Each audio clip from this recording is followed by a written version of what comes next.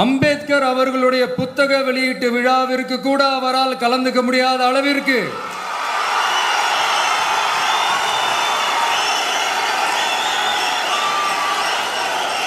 கூட்டணி கட்சிகள் சார்ந்து எவ்வளவு பிரஷர் இருக்கும் என்று என்னால் யூகிக்க முடிந்தாலும் நான் இப்ப சொல்றேன், அவருடைய மனசு முழுக்க முழுக்க இன்னைக்கு நம்மளோட தான் இருக்கும். நன்றி, வணக்கம்.